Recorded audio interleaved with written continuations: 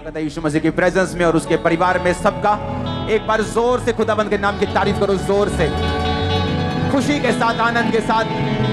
Hallelujah, hallelujah. आनंदित हो के नहीं? आनंदित हो, सदा आनंदित रहोगे। आनंद, आनंद के साथ उसकी तारीफ करो जोर से। झूमते हुए जो बीमार भी है वो भी, जो मुश्किल में वो भी आनंदित होकर तारीफ करो। Hallelujah, hallelujah. आप ब्लेस हैं यीशु मसीह के नाम में। ब्लेस आए थे और ब्लेस होके जा रहे हैं। अपने हाथों को उठाओ और एक प्रार्थना करो, परमेश्वर अपने पवित्र आत्मा की गहरी बातों को मुझ पे जाहिर कर। मांगेंगे ऊंची आवाज में।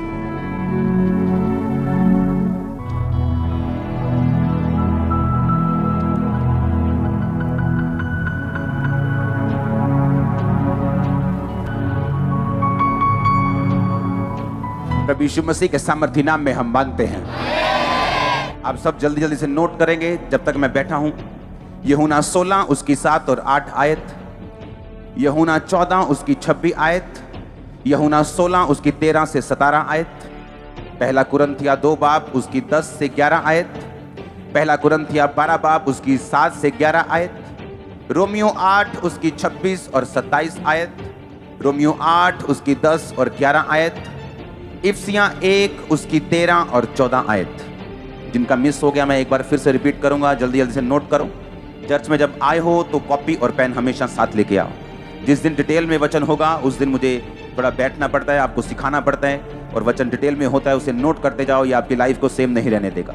यूहन्ना 16 उसकी 7 और 8 आयत, यूहन्ना 14 उसकी 26 आयत, यूहन्ना 16 उसकी 13 से 17 आयत, पहला कुरिन्थिया 2 उसकी 10 से 11 आयत, पहला कुरिन्थिया 12 उसकी 7 से 11 आयत, रोमियो 8 उसकी 26 और 27 आयत, रोमियो 8 उसकी 10 और 11 आयत, इफिसियों 1 उसकी 13 और 14 आयत।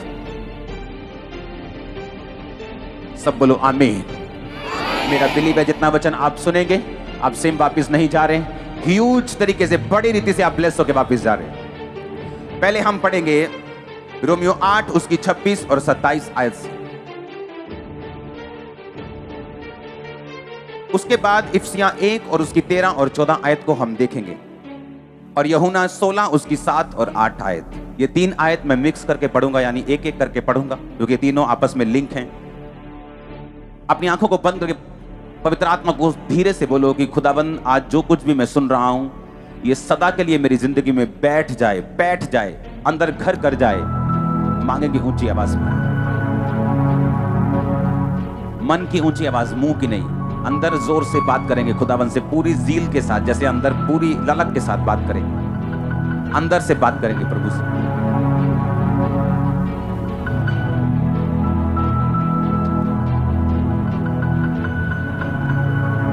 प्रभु यीशु मसीह के सामर्थी नाम में हम मांगते हैं। मैं आपको 3 हफ्तों से बता रहा हूं कि पवित्र आत्मा कौन है, वो हमारी जिंदगी में क्या करता है, उसका हमारी लाइफ में क्या रोल है।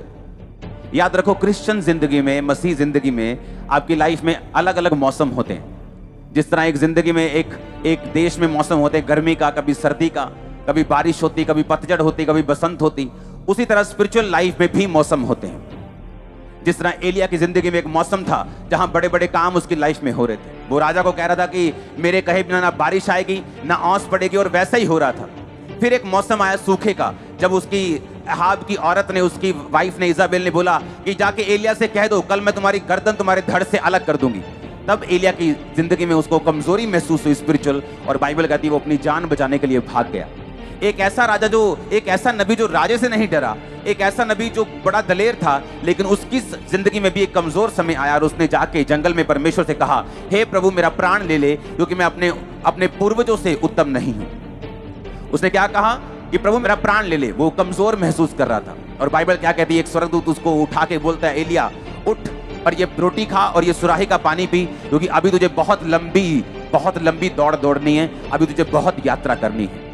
पुराने समय में परमेश्वर अपने एंजल्स को भेजता था, किसी किसी के पास अपनी आत्मा को उतारता था और काम करता था, पर नए नियम में ये चेंज हो चुका है। नए नियम में परमेश्वर एंजल्स को स्पेशल नहीं भेजता है एंजल्स को, लेकिन अब एंजल्स का वो काम नहीं जो पुराने नियम में था।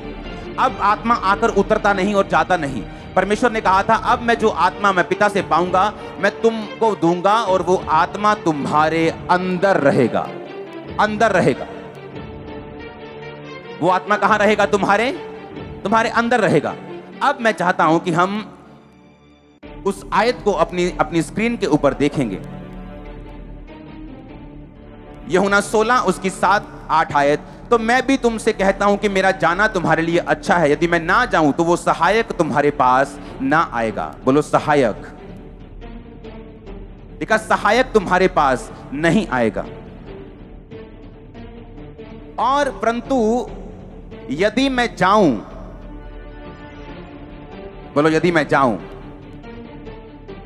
मैं इसको इब्रानी भाषा में अपने डिवाइस पे निकाल रहा हूं और उसका मतलब जब आपको समझ आएगा आप हैरान हो जाएंगे। उसने कहा परंतु यदि मैं जाऊं तो उसे तुम्हारे पास भेजूंगा। सब बोलो सहायक तुम्हारे पास नहीं आएगा अगर यीशु मसीह स्वर्ग पर ना जाते तो। अब सहायक का मतलब क्या है? सहायक का मतलब है, ग्रीक भाषा की, ये बाइबल ओरिजिनल भाषा लिखी गई थी, ग्रीक भाषा का 3875 शब्द है सहायक के लिए जो यूज किया गया, स्क्रीन पे देखेंगे, जिसका मतलब है पैराक्लिटोस, जिसका मतलब है एडवोकेट। परमेश्वर यीशु मसीह ने पता क्या कहा? कहता मैं तुम्हें अनाथ नहीं छोड़ूंगा।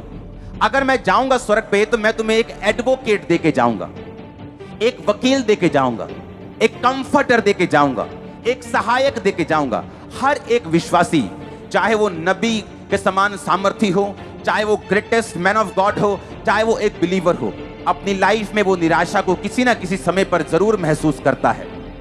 लेकिन उस निराशा से बाहर आने के लिए परमेश्वर ने हमें अकेला नहीं छोड़ा।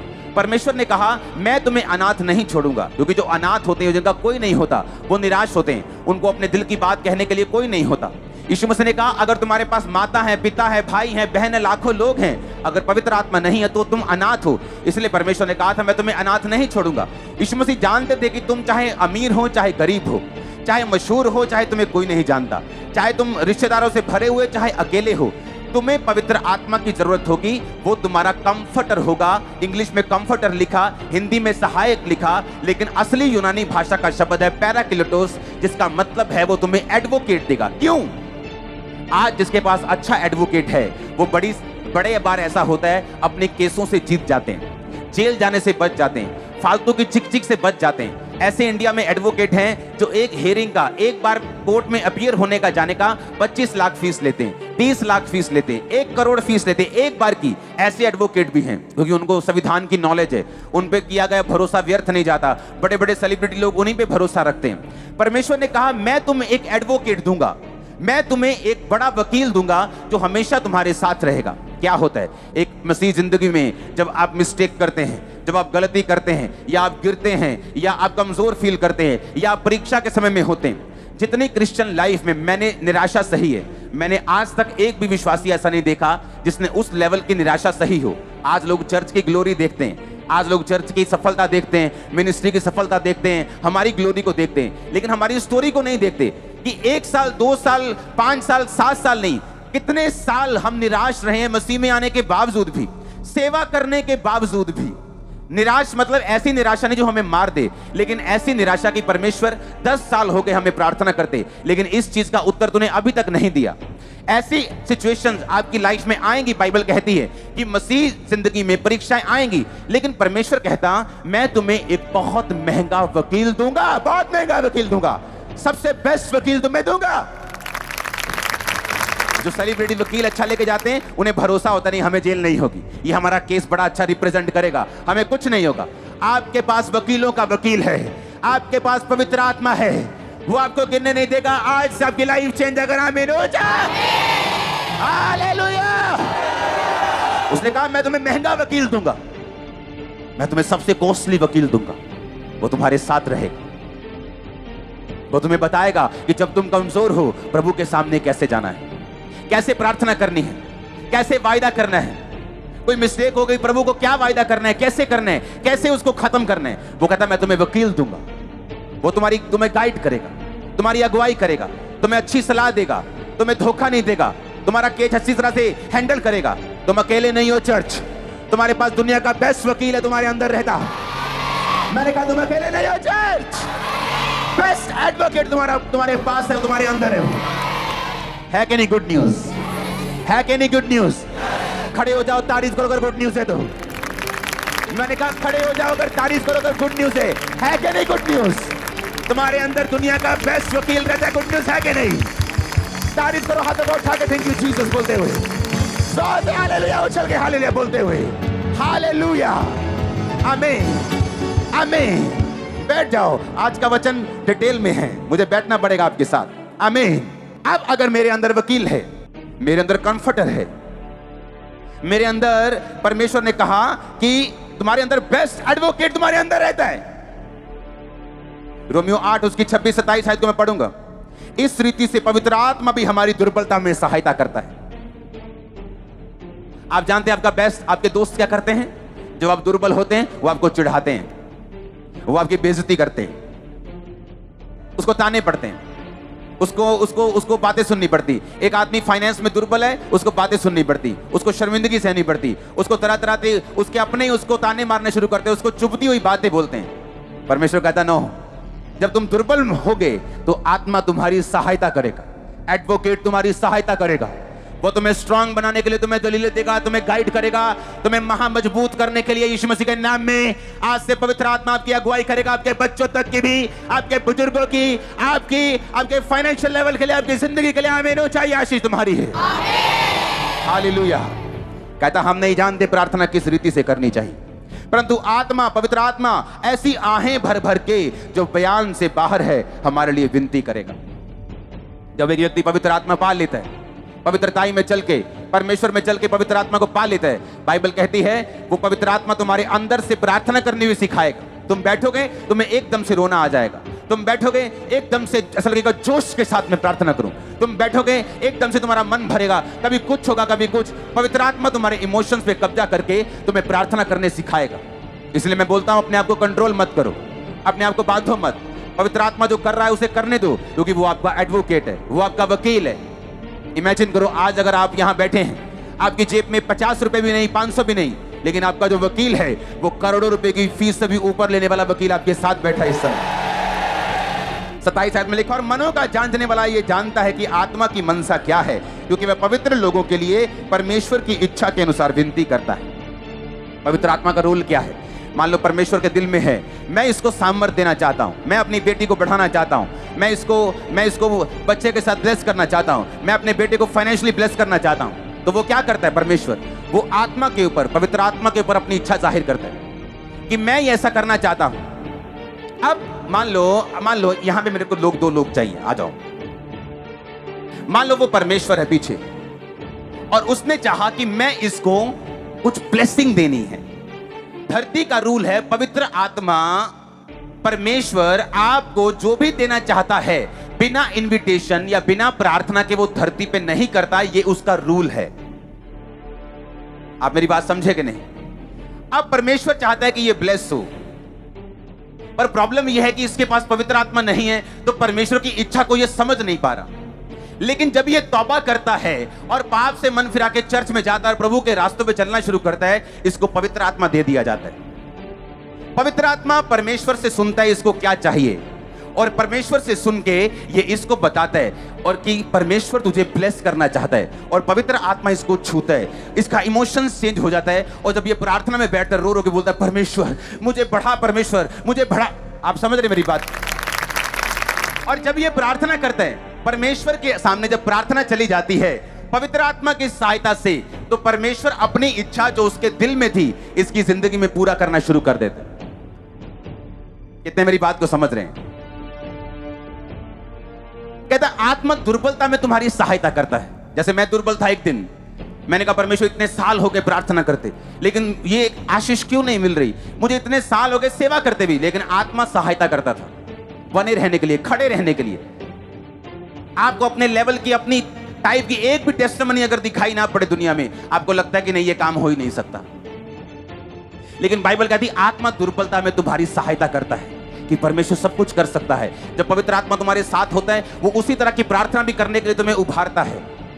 इसलिए दाऊद ने कहा परमेश्वर सब कुछ ले ले। उसने ये नहीं कहा मेरी इज्जत वापस कर, मेरी इज्जत चली गई। दाऊद ने ये नहीं कहा मेरा राज्य चला गया, परमेश्वर देख मेरे लोग चले गए। जैसे शाऊल को चिंता ये थी कि जब उसने परमेश्वर के वचन को तोड़ा, उसने शमूएल से कहा मेरे साथ पहाड़ से नीचे चल। शमूएल कहता प्रभु तेरे से चला गया, तेरा राज्य फाड़ दिया गया, तेरे से अच्छे पड़ोसी को दे दिया गया। उसने कहा ठीक है, लेकिन मेरे साथ नीचे चल, मुझे लोगों की बहुत परवाह है।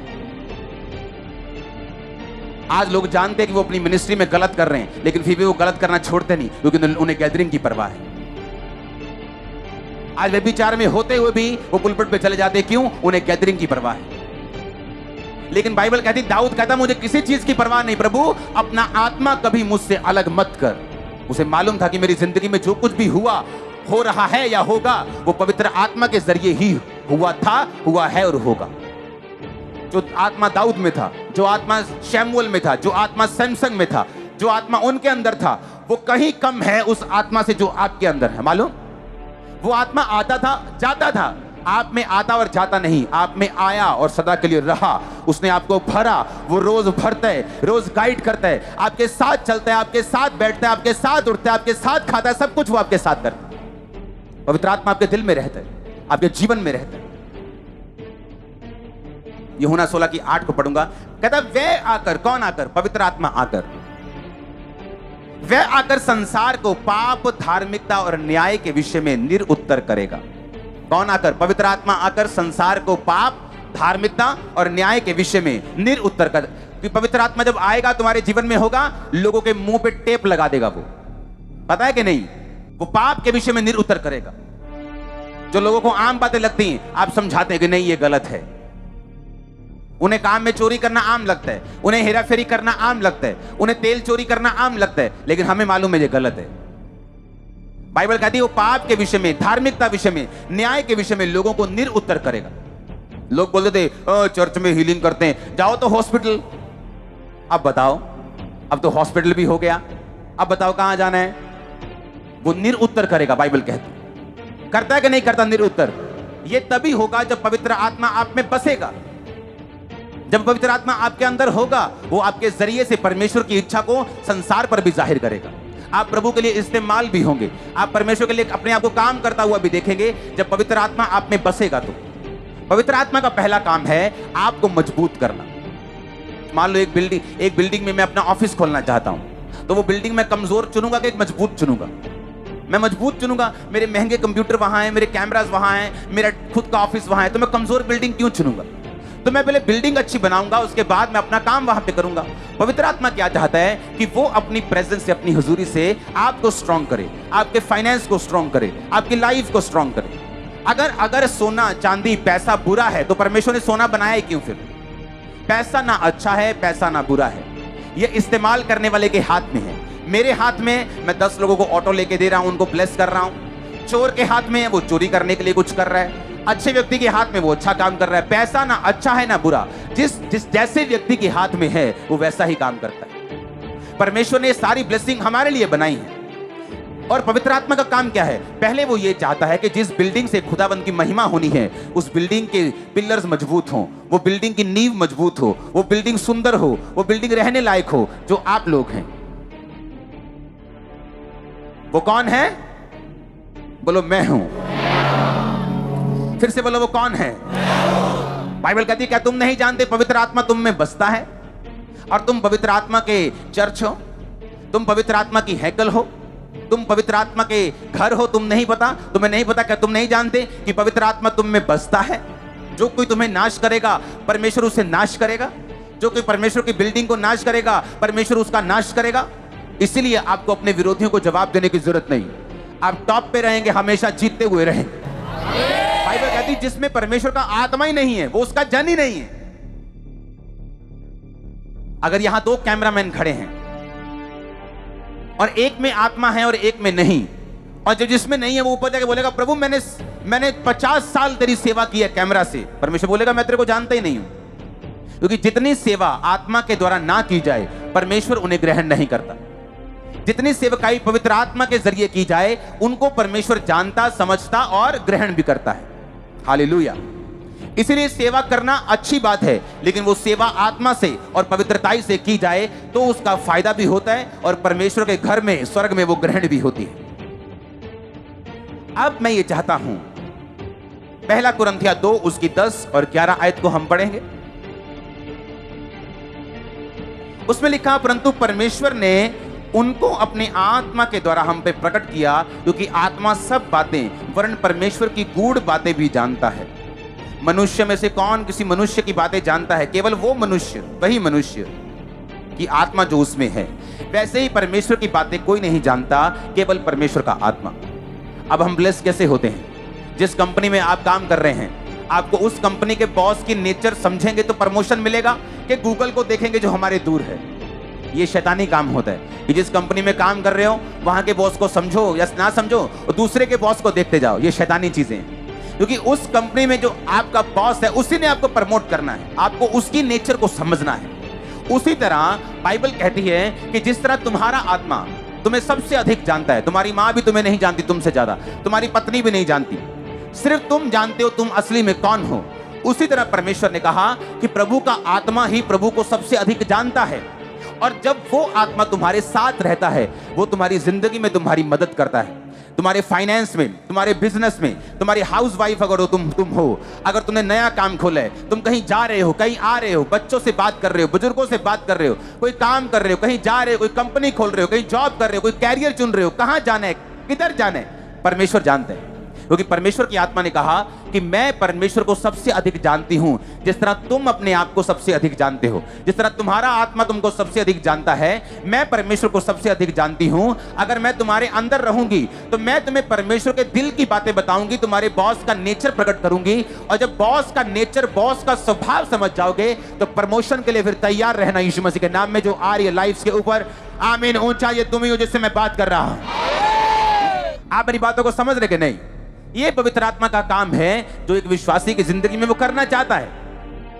अब आपने ये देखना है कि मुझे पवित्र आत्मा चाहिए कि नहीं चाहिए, कि अभी भी मैं शैतान के चक्करों में फंसा रहना चाहता हूं, व्यभिचार में फंसा रहना चाहता हूं, शराब में फंसा रहना चाहता हूं, पाप में, सिगरेट बीड़ी में फंसा रहना चाहता हूं, अभी भी जेलसी करना चाहता हूं। ये अब आपके ऊपर निर्भर करता है। मैंने आपको सारे पहलू खोल के बता दिए कि वो महाबुद्धिमान वकील है जो तुम्हारे अंदर रहता है। ऐसा कोई बुद्धिमान नहीं, पवित्र आत्मा के ऊपर कोई भी नहीं। अगर तुमने घर बनाना हो, एक बिल्डिंग बनानी हो, तो कितनी उसकी स्टडी होती, जमीन की स्टडी होती, मिट्टी की स्टडी होती, फिर जाके कहीं बड़ी बड़ी नींवें पड़ती। बाइबल कहती वो ऐसा आर्किटेक्ट है, वो ऐसा मिस्त्री है, वो ऐसा महा बिल्डर है जिसने धरती की नींव को पानी के ऊपर स्थिर किया। वो ऐसा परमेश्वर एडवोकेट तुम्हारे अंदर रहता है। धरती पानी के ऊपर उसने स्थिर किया। तुम्हारे घर पानी के ऊपर नहीं रह सकते। लोग भी पानी के ऊपर बिल्डिंग बनाने वाले आसपास उसके लाखों करोड़ों रुपए के पत्थर डालते, फिर पत्थर के ऊपर सिस्टम बनते, फिर पाइलिंग होती, फिर जाके बिल्डिंग खड़ी होती। बोलते हैं हमने समुद्र के ऊपर कुछ बनाया। परमेश्वर कहता है ये 4 इंच की बिल्डिंग है, मैंने पूरी पृथ्वी को समुद्र के ऊपर बनाया, पूरी पृथ्वी को समुद्र। और देखो परमेश्वर ने कहा मैंने समुद्र की सीमाओं को, मैंने समुद्र की सीमाओं को बांध दिया। समुद्र की सीमा को बांधने के लिए रेत का यूज किया। आप रेत का यूज नहीं करते हो, करते हो क्या? हम बोलते हैं कि घर बनाना है ना तो अच्छी जमीन पे बनाओ, लेकिन परमेश्वर ने सारे काम ऐसे किए हैं कि वो चैलेंजिंग है। उसने रेत की सीमा बांधी। समुद्र के पास क्या होती है? रेत होती है। उसने रेत से समुद्र की सीमा को बांधा है। समुद्र को आज्ञा दी है कि तुम यहां से बाहर नहीं आओ। जब तक वो स्पेशल आज्ञा नहीं देता, सुनामी नहीं आती, जब तक बाढ़ नहीं आती। वो ऐसा परमेश्वर, वो महाबुद्धिमान परमेश्वर, सबसे ताकतवर परमेश्वर, उसने कहा मेरा आत्मा जो वकील है, जो एडवोकेट है, जो कंफर्टर है, वो तुम्हारे अंदर रहता है। तुम्हारे अंदर गुड न्यूज रिसीव करो, तुम्हारे अंदर वो रहता है। तुम जिस मर्जी काम में हो, आज छोटे हो बड़े हो कोई मायने नहीं करता, वो तुम्हें बड़ा कर देगा अगर तुम उसकी सुनोगे तो, अपने संबंध उसके साथ बना के रखोगे तो। इसलिए यूसुफ ने पाप नहीं किया, उसे मालूम था पाप करूंगा कंफर्टर चला जाएगा, पाप करूंगा पवित्र आत्मा चला जाएगा। उसके आने की आवाज आती है, जाने की नहीं आती। जब वो जाता है तो अपने गिफ्ट वापस लेके नहीं जाता। पहला कुरिन्थिया 12 उसकी 7 से 11 आयत कि तू सबके लाभ पहुंचाने के लिए हर एक को पवित्र आत्मा का प्रकाश दिया जाता है। बोलो हर एक को। किसी को उसी पवित्र आत्मा के द्वारा बुद्धि की बातें, किसी को उसी आत्मा के द्वारा ज्ञान की बातें, किसी को उसी आत्मा के द्वारा विश्वास, किसी को उसी से चंगा करने का वरदान, किसी को सामर्थ्य काम करने की शक्ति, किसी को भविष्यवाणी, किसी को आत्माओं की परख, किसी को अनेक प्रकार की भाषा, किसी को भाषाओं का अर्थ बताना। ये सभी प्रभावशाली कार्य वही आत्मा करता है और जिसे जो चाहता है बांट देता है। आमीन। लिखा पवित्र आत्मा वरदानों को देता है। एक पास्टर पवित्र आत्मा के वरदानों के बिना जब सेवा करता है उसकी सेवा अधूरी रहती है। या तो वो सिर्फ वरदानों के साथ करना शुरू करता है तब भी अधूरी। पवित्र आत्मा और पवित्र आत्मा के वरदान अगर दोनों से करता है तो वो पूरी है। वो वरदान ज्यादा हो, वो कम हो, वो बहुत कम हो, इसमें मायने नहीं करता। किसी को 5 तोड़े दिए, किसी को 2 तोड़े दिए, किसी को 1 तोड़ा दिया, ये देने वाले की बात है। लेकिन उस तोड़े का किया क्या? उसको इस्तेमाल किया कि ये देखकर कि नहीं यार खामरा चर्च में बहुत भीड़ है, मेरी चर्च में नहीं है, मैं सेवा नहीं करूंगा। ऐसा नहीं होना चाहिए। उसने कहा पवित्र आत्मा को, हर एक व्यक्ति को पवित्र आत्मा वरदान देता है। पवित्र आत्मा ऐसे वरदानों को आपकी लाइफ में भरता है। सारे काम पवित्र आत्मा करता है। फल पवित्र आत्मा आपकी लाइफ में जब आता है, पवित्र आत्मा के जरिए आपकी जिंदगी में फल आते हैं। पवित्र आत्मा जब आता है आपकी जिंदगी में वरदान आते हैं। वो आता है तो आपको गाइडेंस मिलती है। आपको जब आता है तो वचनों का भेद, नीति वचन एक उसकी तेज के अनुसार वो वचनों के भेदों को आप पर जाहिर करते हैं। आज आपके कान खुल रहे होंगे कि अगर ये सब कुछ पवित्र आत्मा करता है तो मैं अभी तक पवित्र आत्मा से खाली क्यों हूं? वो आप में विश्वास पैदा करता है, वो आप में प्रेम पैदा करता है, वो आपके अंदर आहें भर भर के आपके इमोशंस को चेंज करके आपसे प्रार्थनाएं करवाता है। वो परमेश्वर की इच्छा को पूरा करने के लिए आपकी लाइफ में काम करता है। पाना चाहते हो उस पवित्र आत्मा को? रोमियो 8 उसकी 10 और 11 आयत को पढ़ूंगा मैं। यदि मसीह तुम में है तो देह पाप के कारण मरी हुई है, परंतु आत्मा धर्म के कारण जीवित है।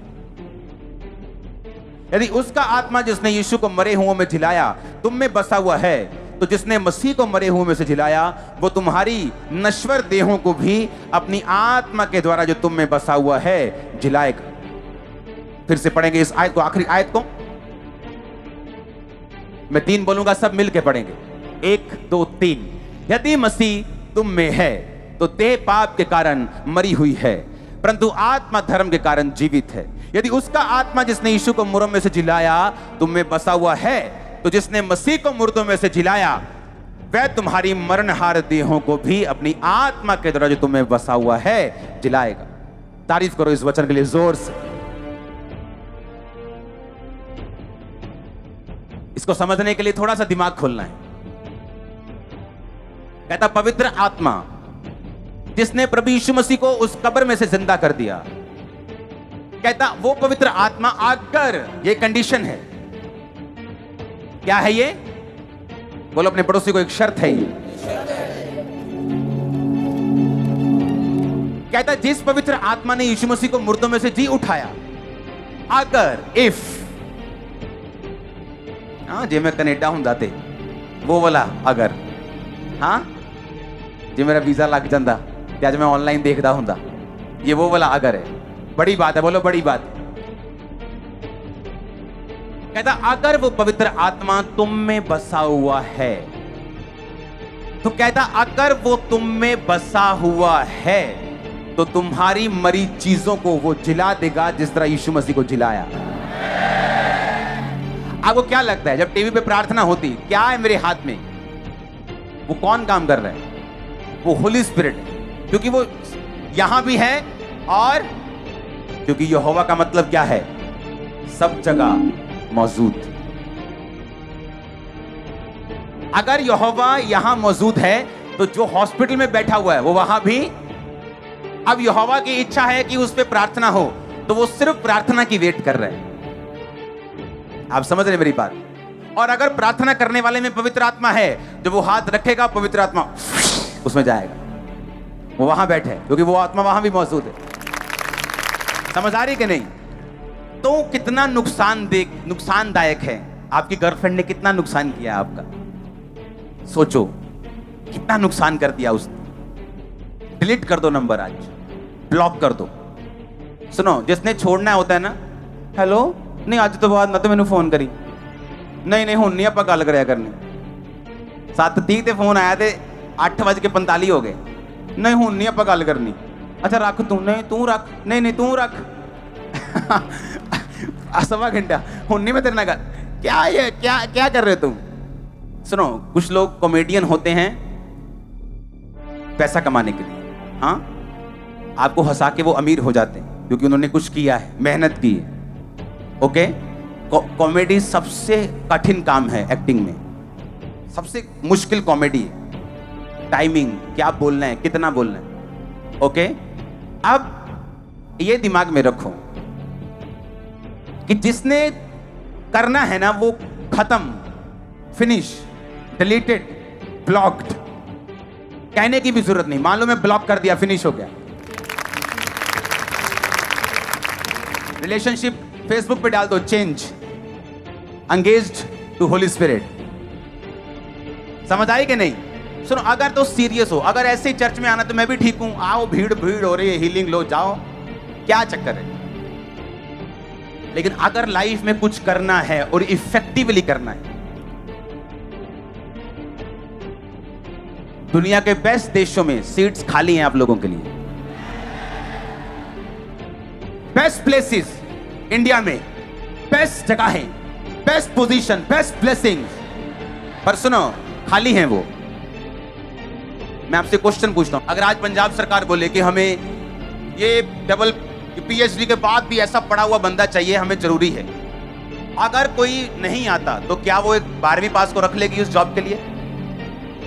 नहीं, क्योंकि वो समझ नहीं पाएगा जो उनको चाहिए।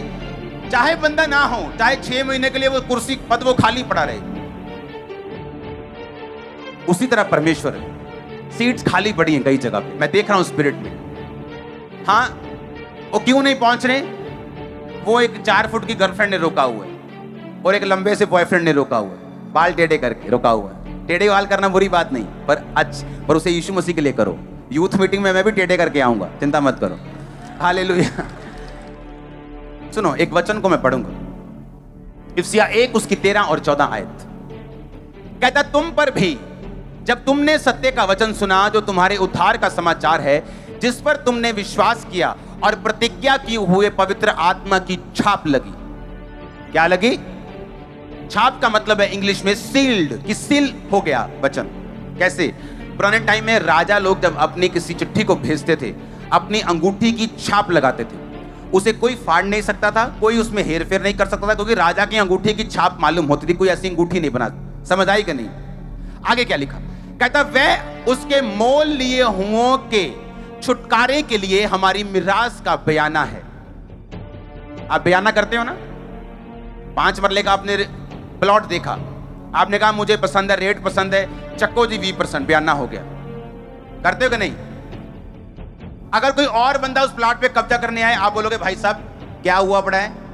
बयाना हुआ पड़ा, देखो सरकारी बयाना है, ठीक है जी। कहता, जिसमें पवित्र आत्मा है, पवित्र आत्मा परमेश्वर का बयाना है कि तुम्हारी मिरास स्वर्ग में रखी है। कोई बंदा ये बोले कि किसने देखा है स्वर्ग नरक? कोई आके बताया किसने स्वर्ग नरक? वो पवित्र आत्मा जो लंगड़े चला रहा है इस धरती पे, हेवन में लंगड़े नहीं चल रहे वहां, हाँ? वो पवित्र आत्मा जो यहां कैंसर भगा रहा है, वो पवित्र आत्मा यहां हीलिंग कर रहा है। कहता, वो पवित्र आत्मा तुम्हारे अंदर जो है, यीशु मसीह ने कहा मेरी टोकन मनी है, मेरी गारंटी है कि मैं तुम्हें स्वर्ग लेके जाऊंगा। वो गारंटी, वो बयाना हुआ है आपका, मालूम है कि नहीं? सुनो मेरी बात। कोई बोले कि मुझे हीलिंग से कोई मतलब नहीं, मुझे किसी चीज, मुझे बताओ कि स्वर्ग कैसे जाना है, स्वर्ग की क्या गारंटी है? अच्छा, उसके लिए भी है गारंटी। उसने कहा कि पवित्र आत्मा अगर तुम में है, फिर से पढ़ेंगे, उसने कहा वह अपने मोल लिए हुओं के छुटकारे के लिए हमारी मिरास का बयाना है। हमारी मिरास कहां रखी है? मिरास का ये क्या है? बयाना। तुम्हारा बयाना हो चुका है, वो टोकन मनी है तुम्हारी। पवित्र आत्मा अगर तुम में है तो बयाना हो चुका है, रजिस्ट्री हो जाएगी, और ये इंसान नहीं जो मुकरेगा।